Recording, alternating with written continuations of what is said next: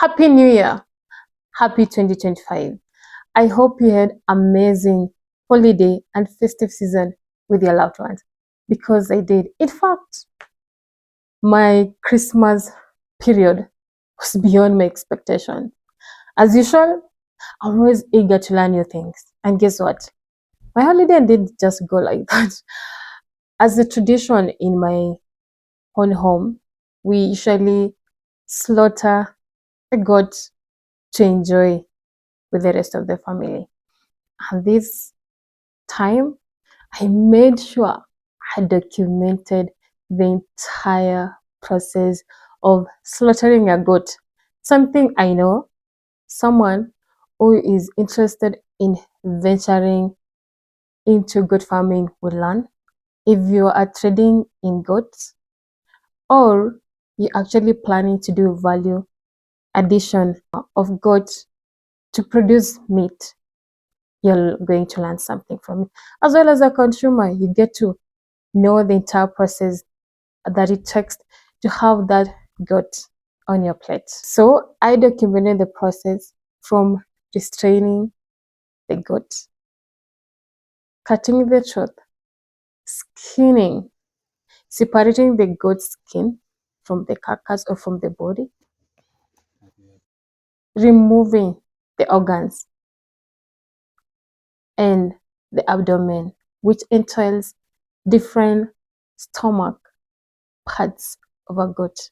Remember, ruminants have a stomach. So I got to actually see it in live and got to know the different functions that every part of a stomach does.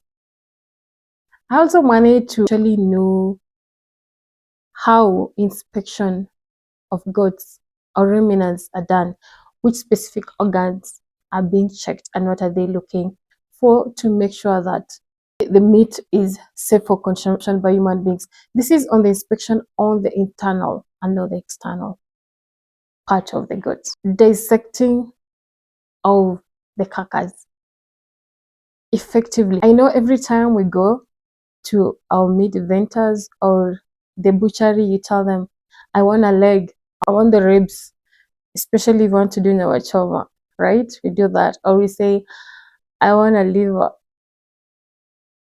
Did you know you can actually make the most delicious and healthy, nutritious soup from a goat head?